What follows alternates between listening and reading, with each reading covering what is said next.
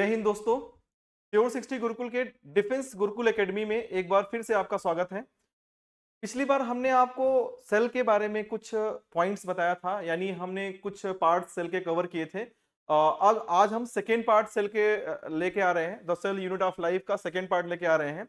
ये वीडियो आप उसको ध्यान से देखिए और इसमें आपको जो भी कुछ इसके अलावा आपको जानना हो, जैसे कोई और टॉपिक आपको पढ़ना हो, कोई और टॉपिक आपको समझना है, तो आप कमेंट्स बॉक्स में करके समझ सकते हैं, उसको आप लिख सकते हैं। हम उस पर जल्द से जल्द वीडियो बनाने की कोशिश करेंगे। तो आइए हम लोग शुरू करते हैं। अब हम बात करें तो हमने आपको लास्ट टाइम बताया था ऑस्मोसिस एंड डिफ्यूजन के बारे में। हमने बताया था डिफ्यूजन क्या होता है। डिफ्यूजन के बारे में बताया था movement of particle from high concentration to low concentration. High concentration से लो कंसंट्रेशन की तरफ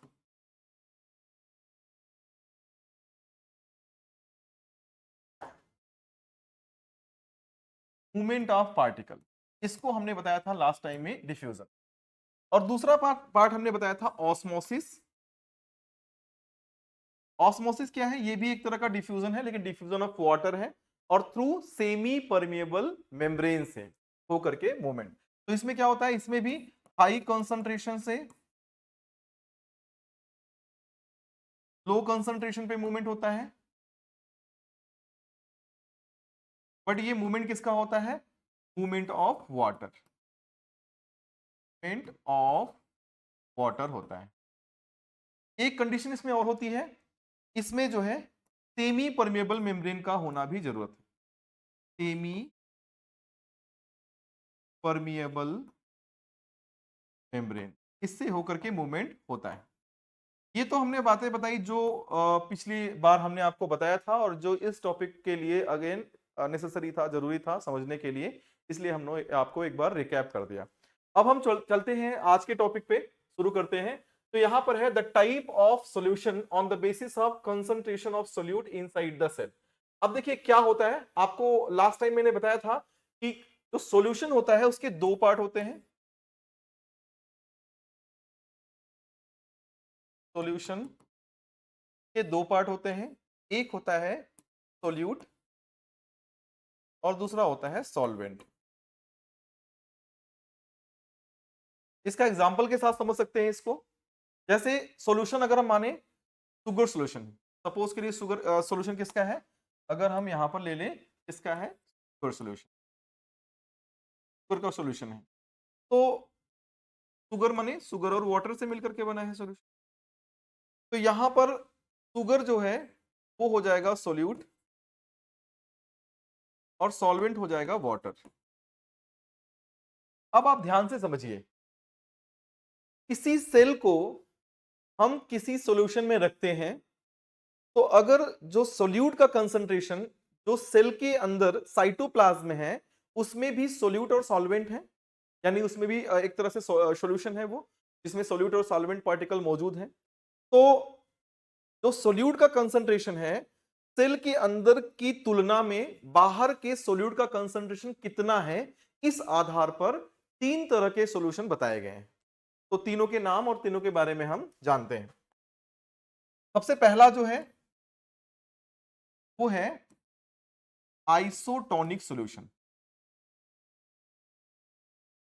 आइसोटोनिक सॉल्यूशन क्या होता है? आइसोटोनिक सॉल्यूशन, आइसोटोनिक सॉल्यूशन का मतलब होता है जब solute concentration inside the cell is equal to the solute concentration of the surrounding medium of the cell. यानी जो सेल के सराउंडिंग में जो सॉल्यूशन है उसका जो सोल्यूट कंसंट्रेशन है वो उस सेल के अंदर मौजूद जो साइटोप्लाज्म है उसके सोल्यूट कंसंट्रेशन के बराबर हो जाएगा। तो ऐसे सॉल्यूशन को हम बोलेंगे आइसोटोनिक सॉल्यूशन। क्या हो जाएगा? सोल्यूट कंसंट्रेशन, शॉर्ट में लिखते हैं, ऑफ द सराउंडिंग सॉल्यूशन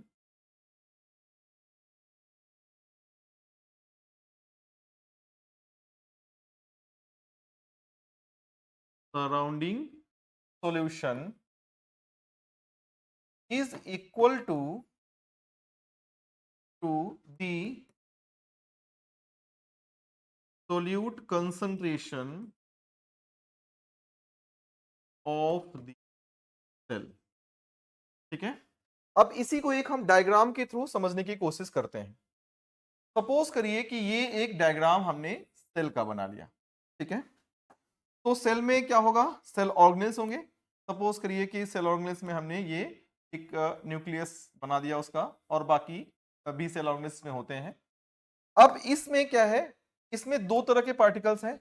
एक क्या है, एक है ये येलो कलर से जो हम डॉटेड लाइन बना रहे हैं, सपोज करिए ये क्या है, ये सॉल्वेंट पार्टिकल है। इसके बाद हम ये जो ग्रीन कलर का की लाइनिंग बना रहे हैं, ये क्या है, सोल्यूट पार्टिकल्स मान लीजिए हैं। अब इसके बाहर जो सॉल्यूशन है, अगर सॉल्यूशन में भी सॉल्वेंट और सोल्यूट दोनों होगा,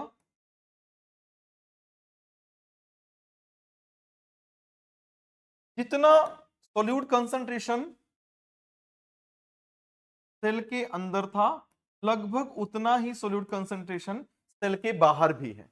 तो अब इस सॉल्यूशन को हम किसको बोलेंगे, आइसोटोनिक सॉल्यूशन। ये जो सॉल्यूशन है, इस सॉल्यूशन को हम बोलेंगे आइसोटोनिक सॉल्यूशन। Isotonic solution. अब यहां पर एक बात आपको समझना है कि अगर किसी सेल को हम आइसोटोनिक सॉल्यूशन रखेंगे तो क्या होगा। अब आपको पता है कि जो सॉल्वेंट पार्टिकल होते हैं, अब आप समझिए, अगर सोल्यूट पार्टिकल का कंसंट्रेशन बराबर है तो ऑब्वियसली सॉल्वेंट का भी जो कंसंट्रेशन है वो बराबर होगा। तो सॉल्वेंट क्या होगा, अपने हाई कंसंट्रेशन से लो कंसंट्रेशन की तरफ मूव करता है। बट जब दोनों तरफ कंसंट्रेशन बराबर है तो जो नेट मूवमेंट ऑफ सॉल्वेंट होगा वो जीरो हो जाएगा। तो जो सेल है ना तो स्वेल करेगा, ना तो वो फूलेगा, और ना ही वो श्रिंक करेगा, ना ही वो सिकुड़ेगा। तो अपनी सेल जो है वो साइज को मेंटेन करके रखेगा। तो इस तरह से क्वेश्चन बन सकता है कि अगर किसी सेल को हम आइसोटोनिक सॉल्यूशन रखते हैं तो उसके साइज में क्या होगा, तो कोई फर्क नहीं पड़ेगा। इस बात को आपको ध्यान में रखना है। अब हम बात करते हैं दूसरे पॉइंट्स की। दूसरा टाइप जो सॉल्यूशन है उसके बारे में बात करते हैं। तो दूसरा टाइप का सॉल्यूशन जो सॉल्यूशन है उसको हम बोलते हैं hypotonic solution. Hypotonic solution.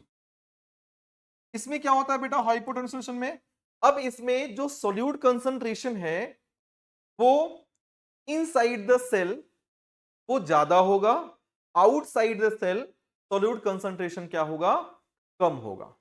Solute concentration inside the cell ज्यादा होगा और solute concentration outside the cell क्या होगा, कम होगा। इसको हम यहां पर नोट डाउन करते हैं। क्या हो जाएगा, solute concentration concentration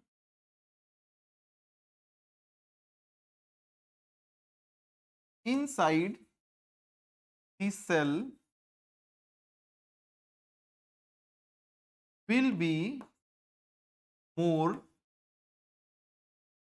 than the surrounding medium. Surrounding solution या हम मीडियम कह लें।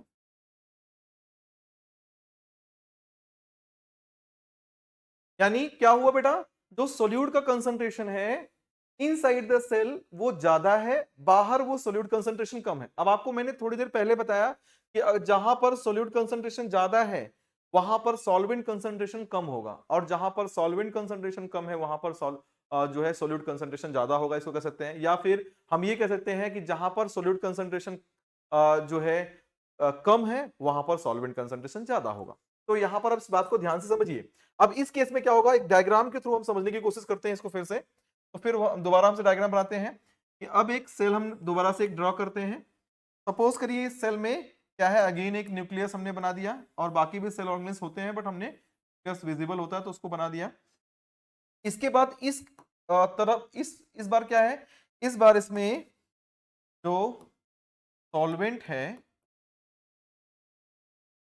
उसका कंसंट्रेशन जितना है उससे ज्यादा कंसंट्रेशन किसका है, सोल्यूट का है। कहां पर, सेल के अंदर, सेल के अंदर सोल्यूट कंसंट्रेशन ज्यादा है। अब हम सराउंडिंग मीडियम की बात करते हैं। तो इसके जो सराउंडिंग मीडियम है,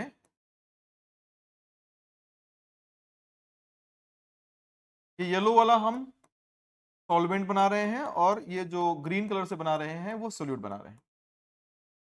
बाहर सराउंडिंग मीडियम में क्या है, जस्ट अपोजिट है। सराउंडिंग मीडियम में जो सोल्यूट कंसंट्रेशन है वो क्या है, इस बार कम है, अंदर की तुलना में बाहर क्या है, कम है,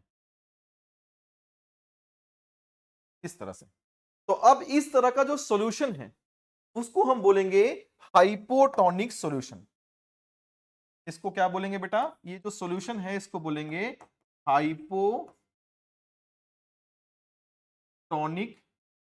सॉल्यूशन। अब आप सोचो कि अंदर सोल्यूट कंसंट्रेशन ज्यादा है यानी सॉल्वेंट कम है, बाहर सोल्यूट कंसंट्रेशन क्या है, कम है यानी सॉल्वेंट ज्यादा है। तो सॉल्वेंट अपने हाई कंसंट्रेशन से लो कंसंट्रेशन की मूव करेगा। अब यहां पर क्या हुआ, अब यहां पर हुआ कि जो ये सॉल्वेंट पार्टिकल है वो अंदर की तरफ मूव करेगा। सॉल्वेंट पार्टिकल क्या होगा, अंदर की तरफ, net movement of the water यानी solvent will be more inside the cell than the outside. तो अब इस कंडीशन में क्या होगा कि जो सेल है वो स्वेल कर जाएगा, वो क्या कर जाएगा, फूल जाएगा यानी स्वेल कर जाएगा। अब अगर प्लांट सेल है, प्लांट सेल है तो प्लांट सेल के बाहर क्या होता है, सेल वॉल होता है, और सेल वॉल होने की वजह से वो स्वेल तो करेगा बट काफी हद तक सेल वॉल रेजिस्ट करेगा उस सेल को फटने से। बट अगर वो एनिमल सेल है तो सेल मेम्ब्रेन ही होता है, वो स्वेल करता जाएगा और एक समय ऐसा आएगा कि उसका जो सेल मेम्ब्रेन है वो बस्ट हो, फट जाएगा और सेल पूरी की तरह से नष्ट हो जाएगा। तो ऐसा होता है। यानी आपसे पूछा जाए क्या होगा, क्वेश्चन यहां पर एक बनता है तो मैं यहां पर थोड़ा सा लिख देता हूं, if RBC is kept in hypotonic solution, hypotonic solution,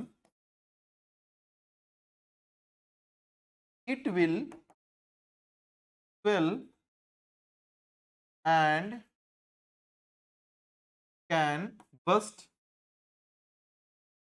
after some time, after some time।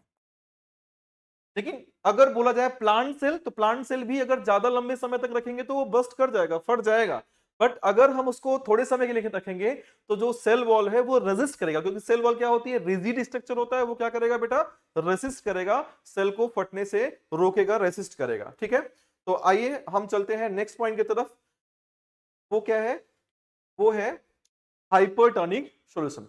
इसमें आप एक बार स्क्रीनशॉट अगर लेना है तो एक बार ले लीजिए, फिर हम लोग आगे चलते हैं। अब हम नेक्स्ट पॉइंट पे चलते हैं। नेक्स्ट पॉइंट पे अगर हम बात करें, हमने आपको बताया कि अब हम बात करने वाले हैं किसका, हाइपरटोनिक सॉल्यूशन की। थर्ड नंबर कौन सा है बेटा, hypertonic solution.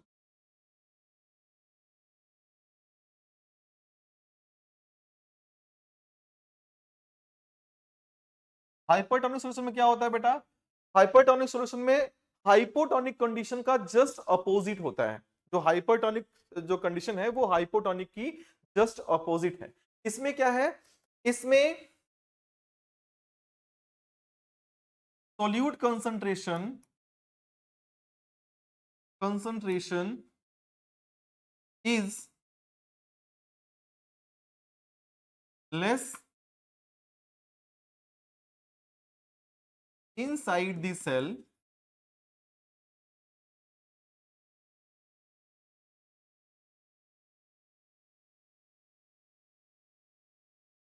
inside the cell than the surrounding medium।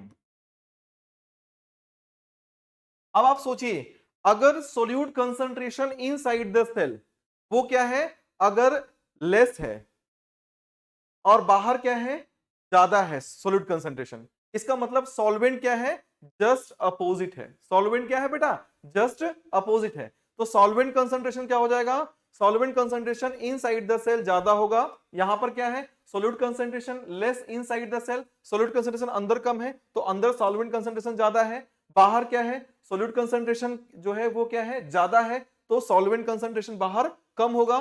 तो अब क्या है, सॉल्वेंट का मूवमेंट किधर होगा, सॉल्वेंट जो है वो अंदर सेल के अंदर ज्यादा है तो अंदर से बाहर की तरफ मूव करेगा सॉल्वेंट। तो मूवमेंट ऑफ सॉल्वेंट किधर होगा, अगर हम किसी सेल को हाइपरटोनिक सॉल्यूशन में रखेंगे तो जो सॉल्वेंट होगा वो सेल के अंदर से बाहर यानी उसके सॉल्यूशन में बाहर की तरफ मूव करेगा। तो इस कंडीशन में क्या होगा, सेल श्रिंक कर जाएगा, सिकुड़ जाएगा, उसका साइज क्या हो जाएगा, छोटा हो जाएगा। ठीक है, सेल क्या हो जाएगा, श्रिंक कर जाएगा, उसका साइज छोटा हो जाएगा। इसका एग्जांपल क्या है, अगर आप अंगूर को लेकर के किसी हाईली कंसंट्रेशन, मान लीजिए नमक का आपने घोल बनाया और गाढ़ा घोल बनाया नमक का, उसमें अंगूर डाल दिए, थोड़ी देर के बाद अंगूर के अंदर का जो वाटर है वो रिलीज कर देगा अंगूर का वाटर, ठीक है, और वो श्रिंक कर जाएगा। ये तो एक तरह से एक्स ऑस्मोसिस हुआ। इसी तरह से हम सेल को भी जब रखेंगे तो वो भी श्रिंक कर जाता है, क्योंकि वो सॉल्वेंट के रूप में जो वाटर है वो रिलीज कर देगा और क्या कर जाएगा, श्रिंक कर जाएगा। लेकिन अगर वहीं पर प्लांट सेल होगा तो क्या होगा, if plant cell is kept in hypertonic solution,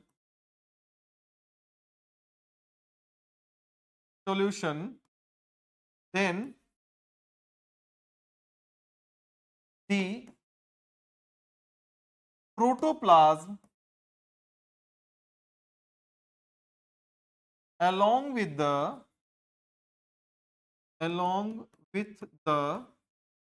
plasma membrane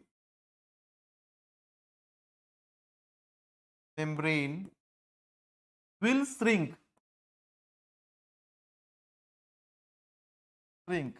but cell wall will maintain its size। फिर कंडीशन क्या होगा, आप ध्यान समझिए। जैसे ये एक प्लांट सेल, सपोज करिए क्या है, ये मान लीजिए एक प्लांट सेल है, ठीक है, प्लांट सेल है। प्लांट सेल को हमने क्या किया, ये है प्लांट सेल का प्लाज्मा मेम्ब्रेन, मान लीजिए क्या है, ये प्लांट सेल का प्लाज्मा मेम्ब्रेन है। इसके बाद इसके बाकी सेल ऑर्गेनेसिस में होंगे, सपोज करो कि इसका कैसे है, बाकी सेल ऑर्गेनेसिस में। अब क्या होगा, इसमें जब ये पानी लूज करेगा, क्या करेगा, पानी लूज करेगा। क्यों लूज कर रहा है पानी, क्योंकि सोल्यूट कंसंट्रेशन अंदर जितना है उससे ज्यादा सोल्यूट कंसंट्रेशन क्या है, उसके सराउंडिंग में है। जितना अंदर है उससे ज्यादा क्या है, सोल्यूट कंसंट्रेशन उसके सराउंडिंग में। सॉल्वेंट उल्टा हो गया इसका। अब सॉल्वेंट कहां क्या हो गया, अंदर ज्यादा हो गया सॉल्वेंट, बाहर क्या है, सॉल्वेंट उसकी तुलना में कम हो गया। अब इस कंडीशन में क्या होगा, नेट मूवमेंट ऑफ वाटर किधर होगा, अंदर से बाहर की तरफ, यानी सॉल्वेंट का मूवमेंट किधर होगा, अंदर से बाहर की तरफ। ठीक है, इस सॉल्यूशन को हम क्या बोलेंगे, इस सॉल्यूशन को हम बोल दिए हाइपरटोनिक सॉल्यूशन, हाइपरटोनिक सॉल्यूशन। अब आप सोचिए, जब ये पानी यहां से जो वाटर है वो रिलीज होगा तो इसका कंटेंट श्रिंक होना चाहेगा, बट सेल वॉल क्या है, सेल वॉल जो है वो बहुत ही रिजिड स्ट्रक्चर होता है तो वो सिकुड़ने से बचाएगा। तो कंडीशन क्या हो जाएगा, उसको हम इसी के अगले डायग्राम में आपको बना करके दिखाने की कोशिश करते हैं।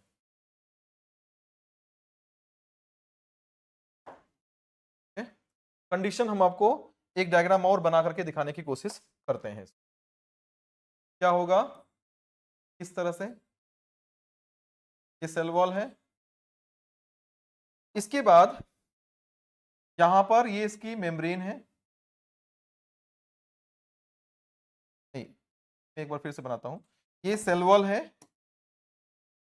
सेल वॉल के बाद अब जो ये सेल मेम्ब्रेन थी, ये जो सेल मेम्ब्रेन थी वो क्या हो जाएगा, वो श्रिंक हो जाएगा, ऐसे श्रिंक हो जाएगा, ठीक है।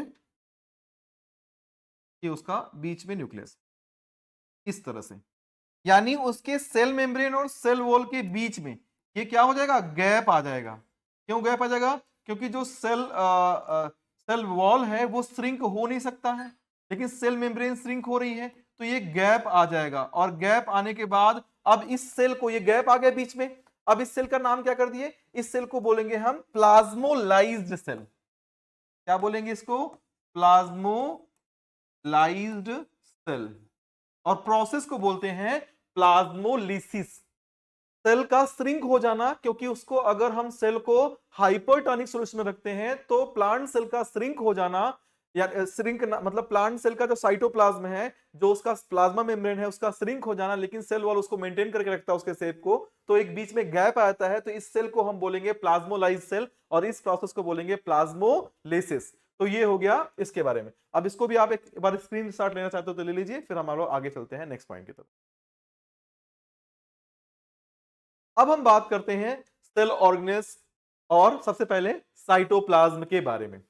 तो जो सेल होता है उसका जो उसके अंदर का जितना पूरा पार्ट होता है उसको हमने आपको पहले बताया था, क्या बोलते हैं उसको, हम बोलते हैं प्रोटोप्लाज्म बोलते हैं, उसको हम बोलते हैं प्रोटोप्लाज्म। प्रोटोप्लाज्म, प्रोटोप्लाज्म दो पार्ट में होता है, एक तो होता है साइटोप्लाज्म और दूसरा होता है न्यूक्लियोप्लाज्म। न्यूक्लियोप्लाज्म, साइटोप्लाज्म कहां पर होता है, ये होता है between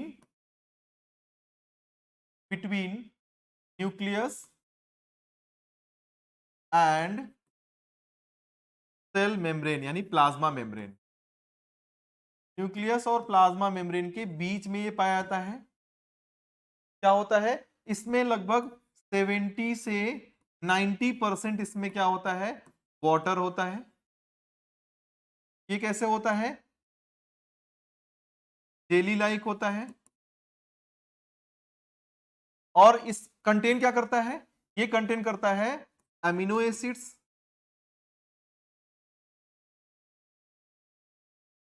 glucose, salts and proteins.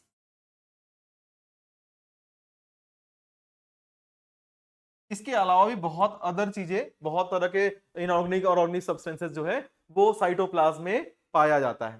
Cytoplasm में ही सेल ऑर्गेनेल्स होते हैं। जो साइटोप्लाज्म होता है उसी में क्या होता है, सारे सेल ऑर्गेनेल्स उसमें प्रेजेंट होते हैं। जितने भी सेल ऑर्गेनेल्स हैं वो सारे सेल ऑर्गेनेल्स कहां पर पाए जाते हैं, साइटोप्लाज्म के अंदर ही पाए जाते हैं। अब हम बात करते हैं सेल ऑर्गेनेल्स। देखिए, जैसे मेरी बात समझिए, एक वर्ड होता है, एक टर्म है डिवीजन ऑफ लेबर, ठीक है।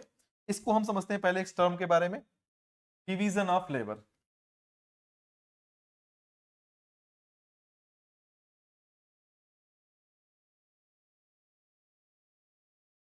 क्या होता है डिवीजन ऑफ लेबर, इसको ध्यान से समझिए।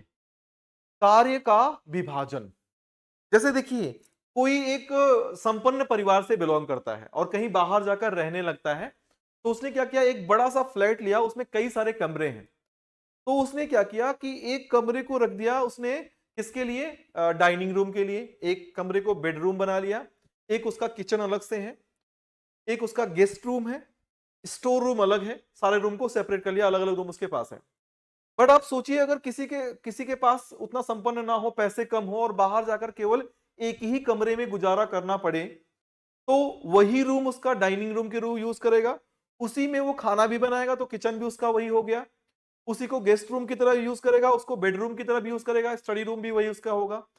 तो कहने का मतलब, जिसके पास एक से अधिक सेल यानी मल्टी सेलुलर ऑर्गेनिज्म होते हैं, उसके पास डिवीजन ऑफ लेबर होता है, यानी कार्य का विभाजन होता है। वो अलग अलग सेल्स टिश्यूज बनाकर अलग अलग कार्य को करने लगते हैं, उसको हम कहते हैं डिवीजन ऑफ लेबर। तो ये सिर्फ इस ऑर्गेनिज्म में ही नहीं बल्कि सेल्स के अंदर भी होता है। कैसे होता है उसको ध्यान से समझिए। सेल्स के अंदर कई सारे सेल ऑर्गेनेल्स होते हैं जो कि ज्यादातर सेल ऑर्गेनेल्स जो होते हैं वो मेम्ब्रेन से घिरे हुए स्ट्रक्चर होते हैं, जो करते क्या है, जो कि मेम्ब्रेन से घिरे हुए स्ट्रक्चर होते हैं, और ये मेम्ब्रेन से घिरे हुए स्ट्रक्चर अलग अलग कार्य को संपन्न करते हैं। यानी सेल के अंदर भी डिवीजन ऑफ लेबर होता है। अगर आपसे पूछा सेल के अंदर डिवीजन ऑफ लेबर होता है, जी हाँ, सेल के अंदर भी डिवीजन ऑफ लेबर होता है। क्यों? क्योंकि उसमें कई तरह के सेल ऑर्गेनेल्स पाए जाते हैं जो अलग अलग कार्य को संपन्न करते हैं। ठीक है, तो सेल ऑर्गेनेल्स क्या होते हैं, जनरली लिख देते हैं क्योंकि कुछ सेल ऑर्गेनेल्स मेम्ब्रेन बाउंडेड नहीं होते हैं, तो यहां पर लेते हैं generally membrane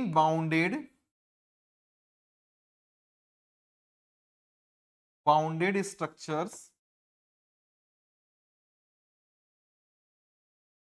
present inside the cell and suspended in cytoplasm। अब ये क्या करते हैं, इन्हीं सेल ऑर्गेनेल की वजह से इसमें क्या होता है, डिवीजन ऑफ लेबर होता है। अब इसके एग्जांपल्स हम लोग ले लेते हैं, कौन कौन से कुछ एग्जांपल्स ले लेते हैं सेल ऑर्गेनेल्स का। जैसे एग्जांपल्स में कौन कौन से हैं, माइटोकॉन्ड्रिया, न्यूक्लियस, वैक्यूल्स,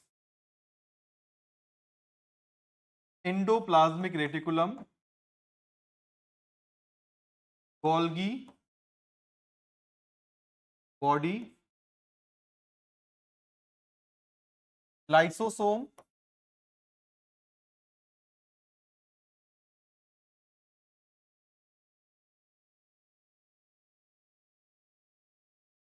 सेंट्रियोल्स, और बहुत सारे इसके अलावा वैक्यूल्स भी कर सकते हैं। ऐसे बहुत सारे सेल ऑर्गेनेल्स क्या होते हैं, ये सारे सेल ऑर्गेनेल्स क्या है, मेम्ब्रेन बाउंडेड स्ट्रक्चर हैं जो सेल के अंदर पाए जाते हैं। आइए चलते हैं नेक्स्ट पॉइंट पे, आप इसको एक बार स्क्रीनशॉट ले लीजिए, आगे चलते हैं।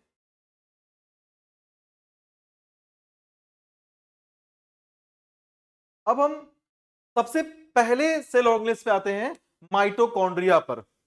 माइटोकॉन्ड्रिया बहुत ही इंपॉर्टेंट सेल ऑर्गेनेल्स है। क्यों? क्योंकि ये एक ऐसा ऑर्गेनेल है जो एनर्जी प्रोवाइड करता है। माइटोकॉन्ड्रिया क्या करता है बेटा, एनर्जी प्रोवाइड करता है। तो ये एक ऐसा सेल ऑर्गेनेल है जो कि क्या करता है, एनर्जी प्रोवाइड करता है। सेल को एनर्जी चाहिए तो कौन प्रोवाइड करता है, माइटोकॉन्ड्रिया प्रोवाइड करता है। इसके बारे में हम जानते हैं। क्या होता है ये, डबल मेम्ब्रेन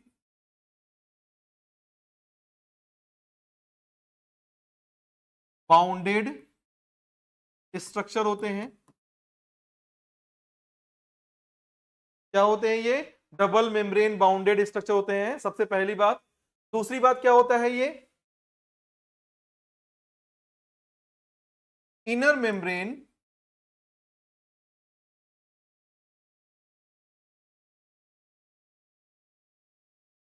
inner membranes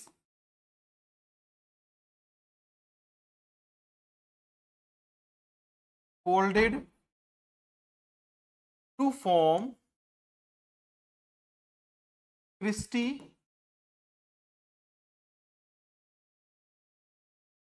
इसलिए to increase surface area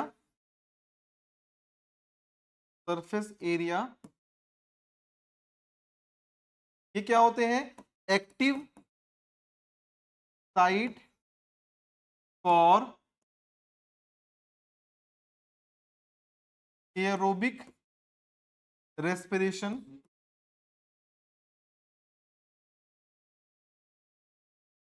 aerobic respiration क्या होता है बेटा, वह रेस्पिरेशन जिसमें ऑक्सीजन की रिक्वायरमेंट है।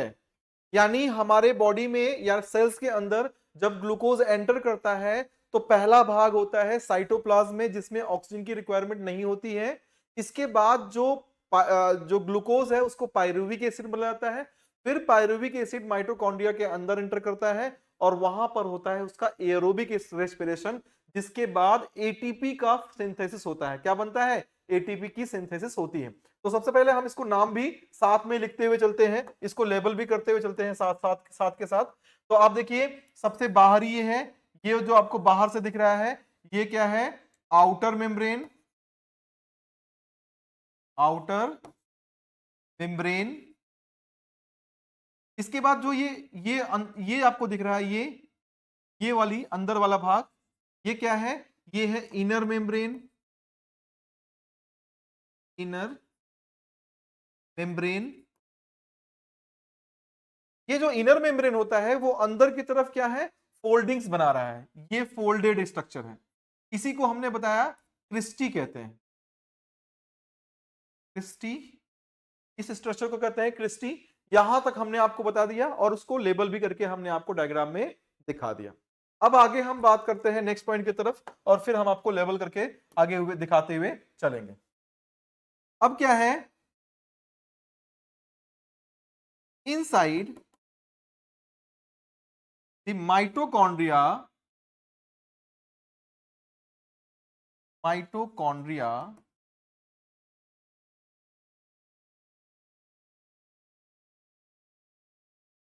homogeneous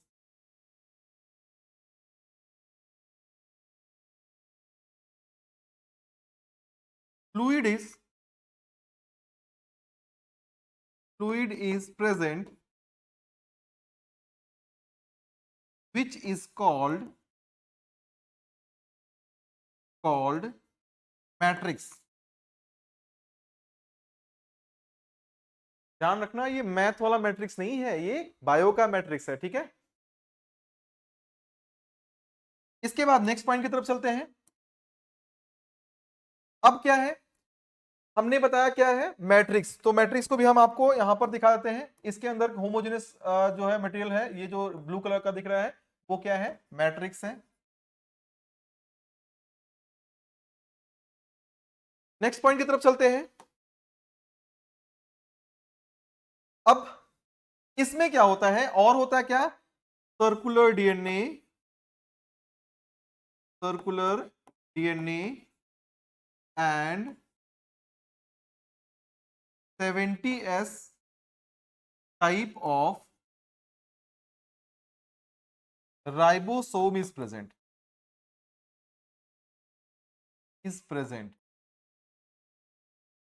इसकी वजह से क्या होता है बेटा? इसकी वजह से क्या फायदा होता है इसको? देखो डीएनए क्या होता है? डीएनए से आरएनए का फॉर्मेशन होता है और आरएनए से प्रोटीन बनता है राइबोसोम की मदद से।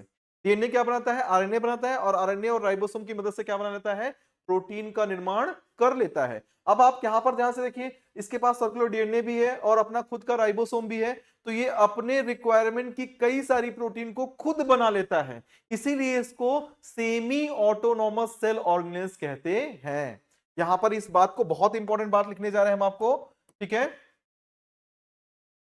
तो इसके आगे लिख रहा हूं, तो it can prepare some of important protein, so it is called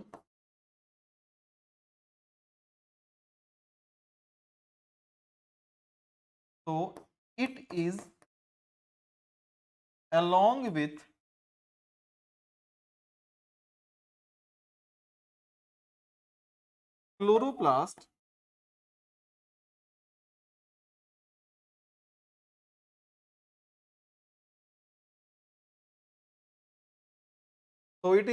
with chloroplast known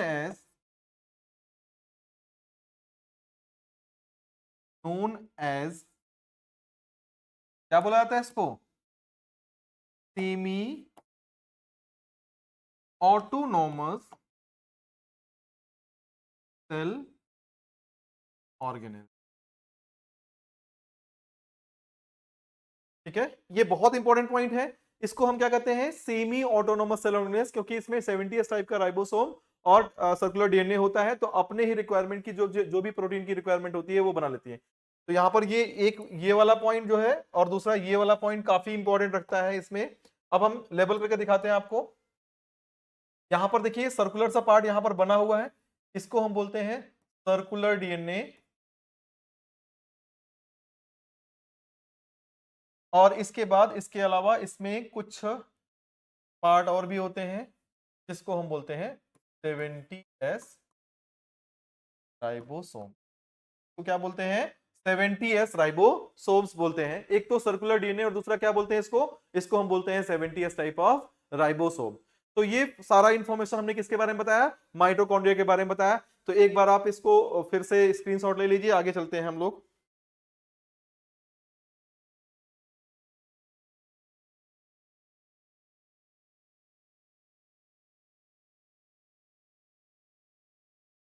अब हम बात करते हैं नेक्स्ट पॉइंट की तरफ।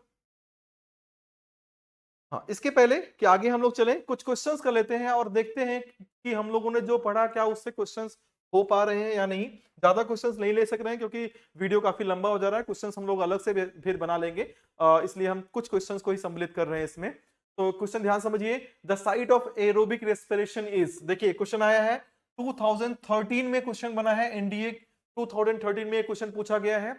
साइट ऑफ एरोबिक रेस्पिरेशन कौन सा है? पहला ऑप्शन दिया है साइटोप्लाज्म, दूसरा ऑप्शन दिया है न्यूक्लियस, तीसरा माइटोकॉन्ड्रिया और चौथा दिया है राइबोसोम। ये चार ऑप्शंस दिए हैं, तो आप बताइए कौन सा ऑप्शन होगा, जल्दी से बताइए कमेंट बॉक्स में।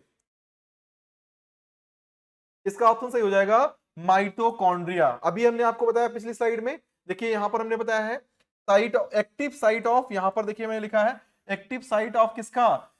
किसका है? एरोबिक रेस्पिरेशन का एक्टिव साइट है। तो इसलिए हम इसको क्या कहते हैं? एरोबिक रेस्पिरेशन का साइट कौन सा है? Mitochondria is the correct option. Next point पे चलते हैं। अगला पॉइंट है एंडोप्लाज्मिक रेटिकुलम। एंडोप्लाज्मिक रेटिकुलम, इसको हम शॉर्ट फॉर्म में क्या लिखते हैं? शॉर्ट फॉर्म में हम इसको ER भी कहते हैं। एंडोप्लाज्मिक रेटिकुलम को हम क्या कहते हैं? ER कहते हैं। ये एक ऐसा सेल ऑर्गेनेल्स होता है जो कि पूरे सेल में फैला रहता है, पूरे के पूरे सेल में फैला हुआ होता है। इसको हम बोलते हैं endoplasmic reticulum.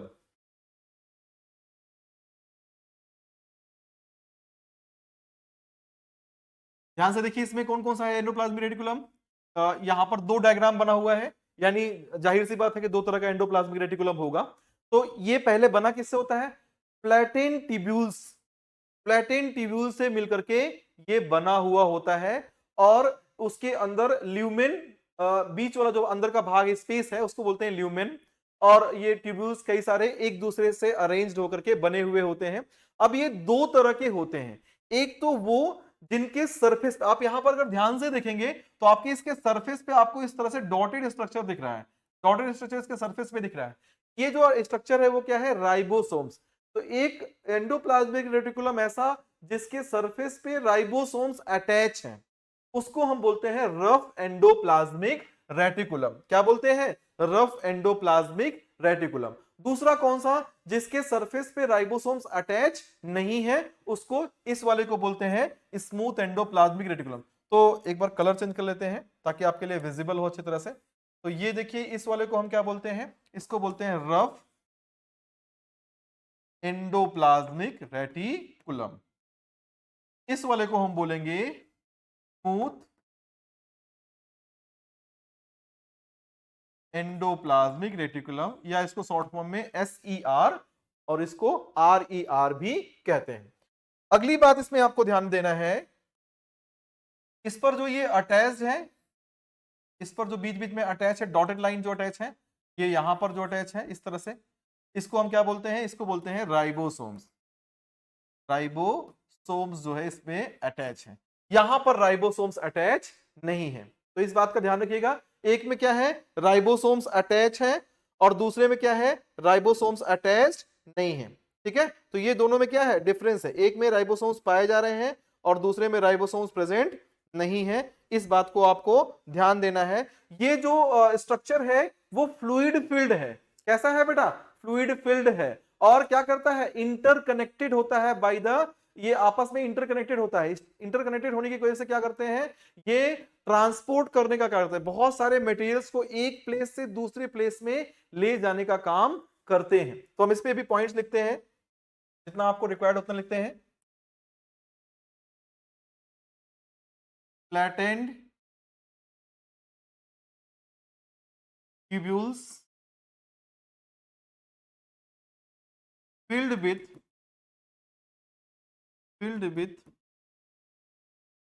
fluid which is interconnected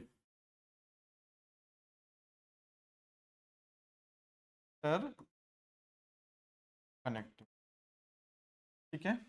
दूसरा बात क्या करता है, ये क्या करता है, ट्रांसपोर्ट करता है, ट्रांसपोर्ट materials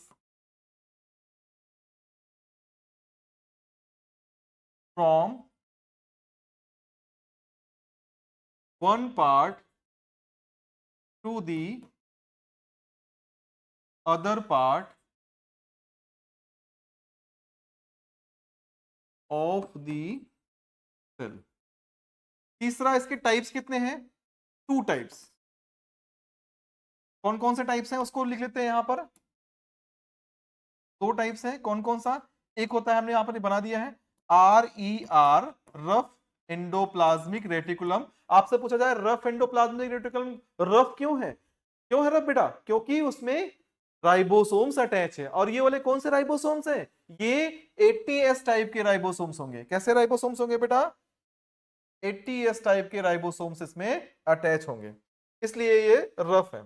तो दूसरा जो क्या है, दूसरा है SER, जिसको हम बोलते हैं स्मूथ एंडोप्लाज्मिक रेटिकुलम। एक है रफ एंडोप्लाज्मिक रेटिकुलम और दूसरा क्या है, स्मूथ एंडोप्लाज्मिक रेटिकुलम। तो इंटरकनेक्टेड होते हैं, इसलिए क्या करते हैं, ट्रांसपोर्ट का काम तो करते ही करते हैं। उसके अलावा ये क्या करते हैं,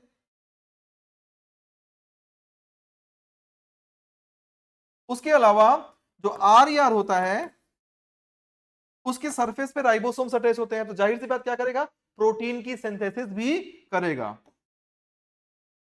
हेल्प इन प्रोटीन सिंथेसिस है। दूसरा SER क्या करेगा, ये करेगा लिपिड सिंथेसिस। और एक बात, एक इंपॉर्टेंट बात इसमें और है, जो SER होता है वो लिपिड सिंथेसिस तो करता ही है, इसके अलावा एक काम और करता है। वो क्या करता है, detoxification, detoxification from the poisons and drugs. इसमें इन वर्टिब्रेट्स, वर्टिब्रेट्स में बोल रहा हूं, इनवर्टिब्रेट नहीं बोल रहा हूं, ध्यान रखिएगा, इन वर्टिब्रेट्स। वर्टिब्रेट्स कौन होते हैं बेटा, जिसमें रीढ़ की हड्डी पाई जाती है, उसको हम क्या बोलते हैं, वर्टिब्रेट्स बोलते हैं। तो उनमें डिटॉक्सिफिकेशन करता है किसका, पॉइजन्स जो होते हैं, ठीक है, पॉइजन्स का डिटॉक्सिफिकेशन करता है।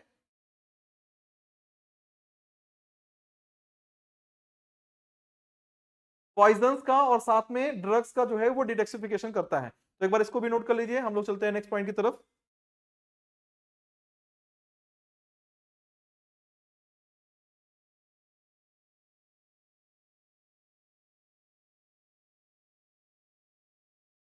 चलिए आते हैं नेक्स्ट पॉइंट पे। अगला है गोल्जी बॉडी, जिसको हम क्या बोलते हैं, गोल्जी कॉम्प्लेक्स भी बोलते हैं। ठीक है, क्या बोलते हैं, गोल्जी बॉडी को हम गोल्जी कॉम्प्लेक्स भी बोलते हैं। एक ऑर्गेनेल्स हमें और बताना है इसमें, चलिए इसके बाद हम बता देंगे उसको। एक हम स्लाइड यहां पर प्लस करके आपको बताते हैं, लाइसोसोम है, उसको भी बताते हैं साथ में ही।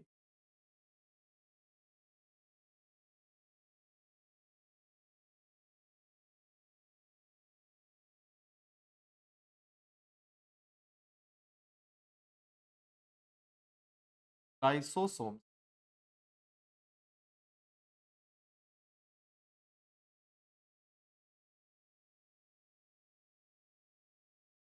लाइसोसोम की बात करें तो क्या होता है बेटा? लाइसोसोम्स फ्लूइड फिल्ड क्या होता है? वेसिकल्स होता है। फ्लूइड फिल्ड वेसिकल्स होता है। अगर हम पूछें क्या है ये? Fluid filled vesicles. हम यहां पर लिखेंगे पहला point, fluid filled vesicles.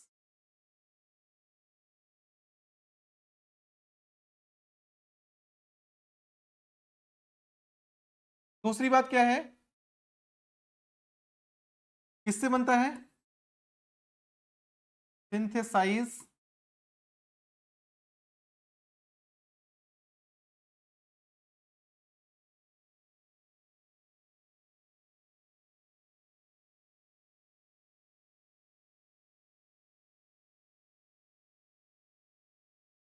By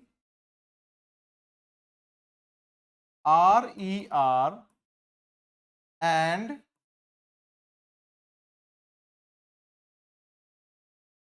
Golgi body.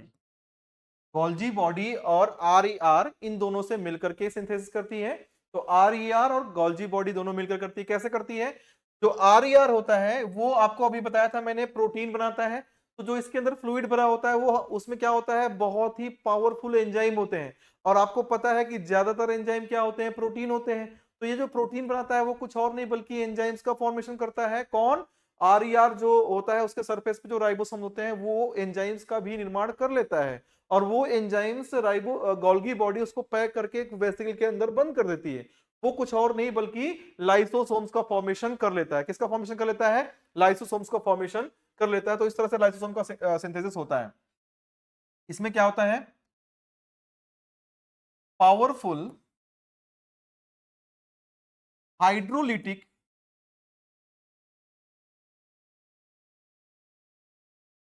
enzymes are present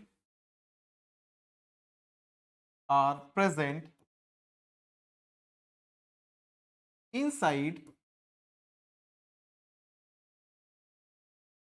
कहां पर? Inside the fluid of lysosome. Lysosome के अंदर जो फ्लूइड भरा होता है उसमें प्रेजेंट होते हैं। क्या कर सकता है? Which can digest. किसको डाइजेस्ट कर सकते हैं? किसको किसको डाइजेस्ट करते हैं? ध्यान समझिए। विच कैन डाइजेस्ट प्रोटीन और किसको? फैट, कामा किसको? Carbohydrate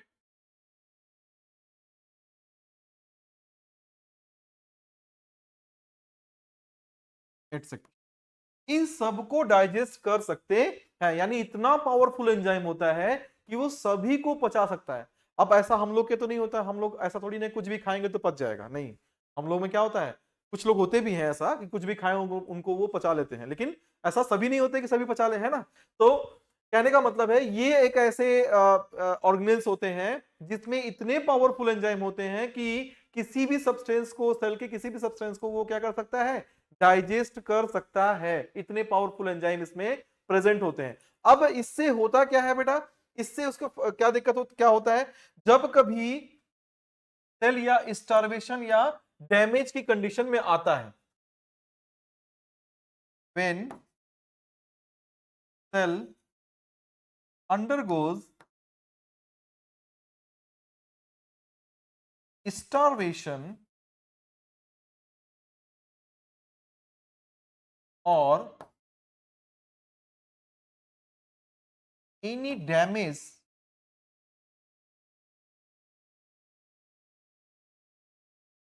then its enzyme releases and digests the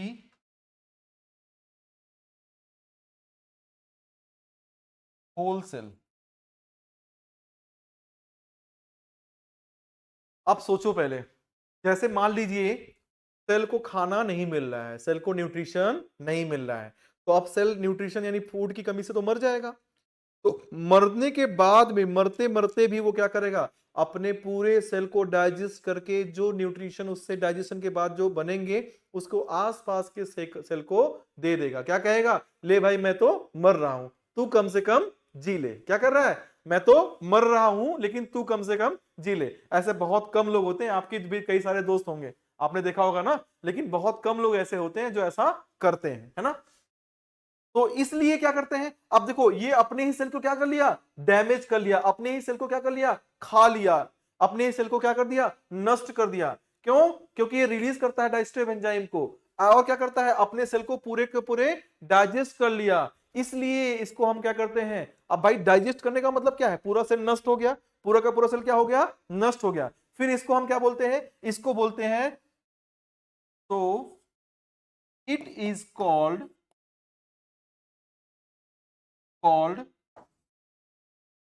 suicide bag of the. ये बहुत इंपॉर्टेंट पॉइंट है, ध्यान रखिएगा। कौन सा इंपॉर्टेंट पॉइंट है, suicide bag of the cell. आपसे पूछ लिया जाए किसे कहते हैं, तो लाइसोसोम्स को कहते हैं, या कभी दे दिया suicide bag of the cell lysosome को क्यों कहते हैं, तो उसका आंसर ये बोल जाएगा क्योंकि ये अपने ही सेल को डाइजेस्ट कर लेता है, अपने ही सेल को किल कर लेता है, ऐसा भी लिख सकता है। इसलिए इसको सुसाइड बोलकर, क्यों किल करता है उसका भी रीजन मैंने यहां पर बता दिया है। तो ये हो गया लाइसोसोम के बारे में जितनी जानकारी आपको चाहिए थी, जितनी जानकारी आपको रहना चाहिए वो हमने आपको बता दिया। इसको नोट डाउन कर लीजिए, फिर आगे चलते हैं।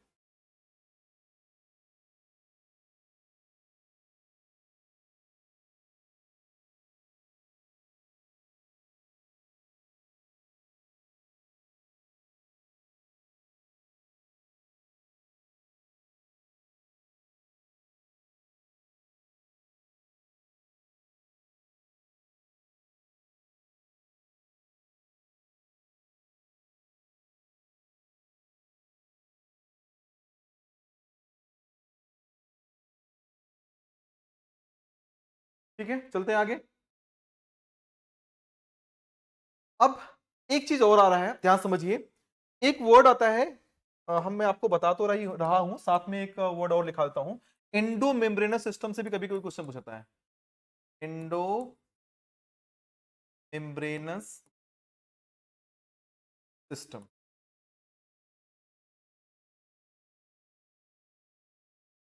कुछ ऐसे सेल ऑर्गेनेल्स होते हैं जो आपस में मिल करके काम करते हैं। वो आपस में मिल करके जो है वो आपस में मिल करके कोई भी कार्य को संपन्न करते हैं। तो उन सारे सेल ऑर्गेनेल्स को हम कहते हैं एंडो मेम्ब्रेनस सिस्टम के पार्ट बोलते हैं।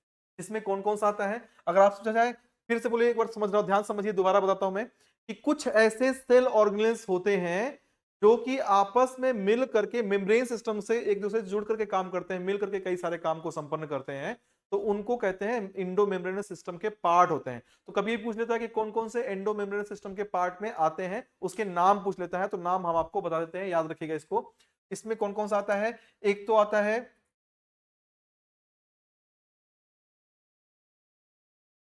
न्यूक्लियर मेम्ब्रेन, यानी न्यूक्लियस की बात भी कर लें।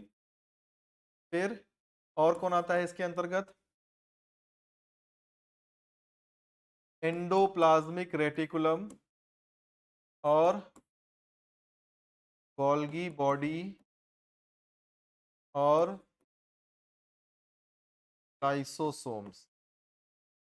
तो ये जो सेल ऑर्गेनेल्स होते हैं वो किस में आते हैं, एंडो मेम्ब्रेनस सिस्टम के अंतर्गत आते हैं। ये सारे किस में आते हैं बेटा, ये सारे जो है वो एंडो मेम्ब्रेनस सिस्टम के अंतर्गत आते हैं, इस बात को ध्यान रखिएगा। इसके अलावा अगर हम बात करें तो प्लाज्मा मेम्ब्रेन को भी इंक्लूड कर सकते हैं, कई सारे वेसिकल्स होते हैं उनको भी इंक्लूड कर सकते हैं, बट ये चार मेजर है जिसको आपको ध्यान में रखना है। ठीक है, अब हम आते हैं अगला पॉइंट पे, जिसको हम बोलते हैं गोल्गी बॉडी, या इसको हम बोलते हैं गोल्गी एपरेटस, या हम इसको गोल्गी कॉम्प्लेक्स भी बोलते हैं। तो नाम अलग अलग है, आपको कंफ्यूज होने की कोई जरूरत नहीं है। एक कॉमन नाम वो क्या है, गोल्गी, यानी हम गोल्गी एपरेटस बोल दें, गोल्गी बॉडी बोल दें, या गोल्गी कॉम्प्लेक्स बोल दें, बट सभी में एक कॉमन नाम आ रहा है, वो है गोल्गी। तो इसमें जरा सा भी आपको कोई भी दिक्कत वाली बात नहीं होनी चाहिए, कोई समझने में कोई परेशानी वाली बात नहीं होनी चाहिए। तो हम किसकी बात करते हैं? गोल्गी बॉडी की बात सबसे पहले हम यहां पर करते हैं।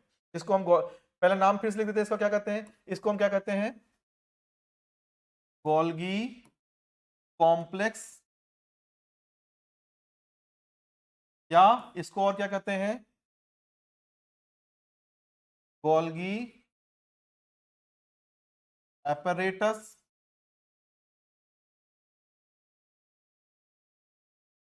apparatus है पहली बात। दूसरी बात क्या है? दूसरी बात यह है कि ये पैरेलली अरेंज जो है वो पैरेलली अरेंज सिस्टर्नी, इसको जो बोलते हैं उसको बोलते हैं सिस्टर्नी, जो कि पैरेलली अरेंज्ड होते हैं, एक दूसरे के ऊपर स्टैक्ड होते हैं। ये देखो, एक दूसरा के ऊपर, दूसरा तीसरे के ऊपर पैरेलली अरेंज है ना, एक पैरेलल के भांति अरेंज है।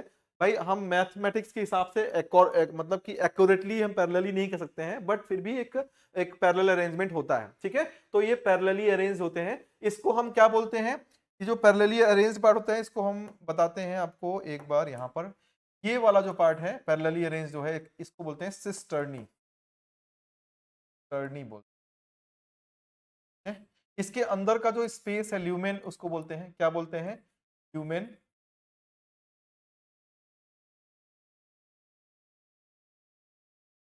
बोलते हैं। अब इसमें दो फेज होता है, एक तो फेज इधर वाला जो कॉनकेव दिख रहा है आपको, और दूसरा जो है कॉन्वेक्स, इसको बोलते हैं सिस फेज, और इसको बोलते हैं ट्रांस फेज। ट्रांस फेज, इस फेज में क्या होता है? जैसे कोई मटेरियल, सपोज करो क्या है, जैसे मैं एग्जांपल लेता हूं, अभी आपको थोड़ी देर पहले मैंने बताया था, क्या बताया था? कि लाइसोसोम का जो निर्माण होता है, लाइसोसोम का सिंथेसिस होता है, कौन करता है? एंडोप्लाज्मिक रेटिकुलम, और उसके साथ साथ मिलकर के कौन? गोल्गी बॉडी करती है। तो मान लो एंडोप्लाज्मिक रेटिकुलम में, लाइसोसोम में जो भी एंजाइम रिक्वायरमेंट है उसको बनाया, बनाने के बाद यहां पर भेज दिया, यहां पर भेज दिया, तो ये देखो ये एंजाइम्स आए, इसके साथ जुड़ गए, जुड़ने के बाद इसको क्रॉस करते हुए आया, और यहां पर देखिए पैक करके वेसिकल्स, एक थैले के अंदर, एक मेम्ब्रेन, थैले मतलब मेम्ब्रेन के अंदर पैक होकर के वेसिकल्स बाहर निकल रहे हैं। तो यहां से आए और पैक करके बाहर निकाल दिया। इसका मतलब किसका काम कर रहा है? पैकेजिंग का काम करता है। तो ये क्या करता है? यहां पर पहले ये पैकेजिंग का काम करता है, ये आपको समझिए। ये क्या बन रहे हैं? ये बन रहा है वेसिकल्स का फॉर्मेशन कर रहा है। क्या बन रहा है? वेसिकल्स, वेसिकल्स का फॉर्मेशन कर रहा है, पैक करके बना रहा है, ठीक है। तो ये इसका स्ट्रक्चर किसका है? गोल्गी बॉडी या गोल्गी एपरेटस का स्ट्रक्चर हमने आपको बनाया है। क्या बताया हमने आपको? Parallelly, parallel arranged, arranged cisternae होते हैं। दूसरी बात क्या है हमने बताया? दिस फेज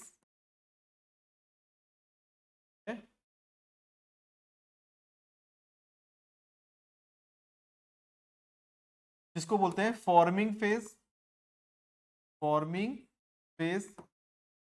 यहां से क्या होता है? इस फेज को हम बोलते हैं क्या? Forming phase. क्या करता है? Where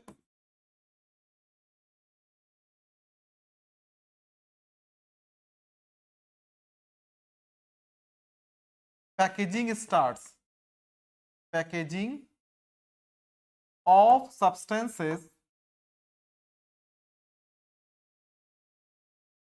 begins. यहां शुरुआत होती है पैकेजिंग की। यहां देखो कोई भी मटेरियल आया, यहां से एंटर कर रहा है, तो पैकेजिंग की शुरुआत हो रही है। सिस फेज है, ये कैसा है? कॉनकेव है। और ट्रांस फेज कैसा है? कॉन्वेक्स है। ये क्या है? Trans phase.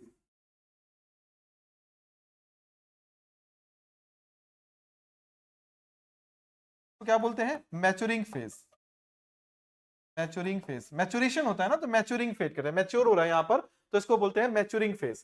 क्या करता है? रिलीज्ड, रिलीज फॉर्म्ड वेसिकल्स, अब इसका फंक्शन लिख देते हैं, वेरी इंपॉर्टेंट पॉइंट है। Packaging of substances and send it to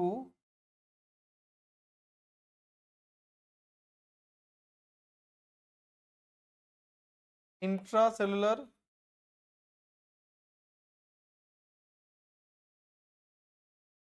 और एक्स्ट्रासेलुलर पार्ट्स। ठीक है, अब इंट्रासेलुलर और एक्स्ट्रासेलुलर यानी सेल के अंदर और सेल के बाहर कोई भी मटेरियल को जाना होगा, उसको भेजना होगा, तो पैकेजिंग का काम कौन करता है? कौन करता है?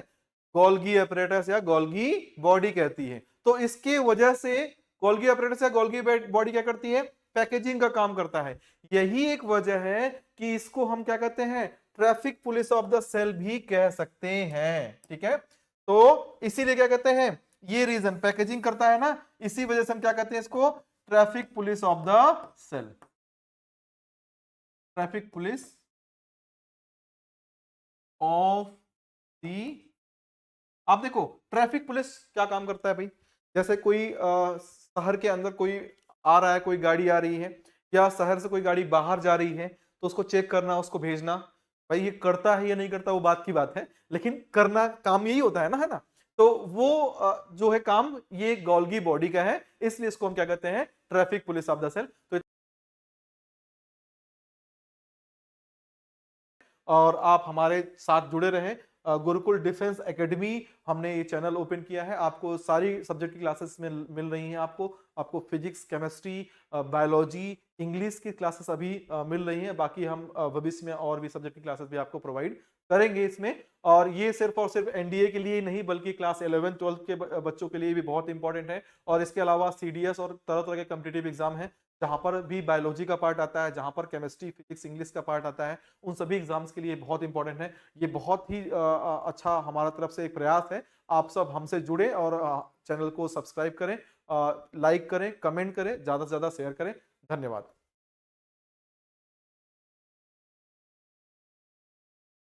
इस कमेंट के माध्यम से बताएं, हम उस चैप्टर को जरूर कोशिश करेंगे कि सबसे पहले उसको निपटाएं। और आप हमारे साथ जुड़े रहें।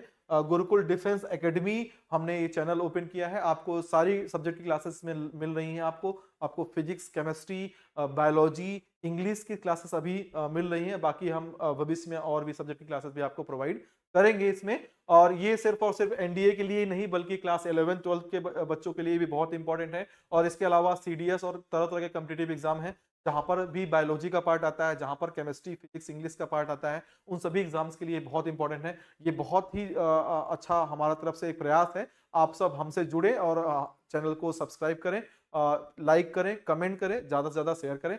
धन्यवाद।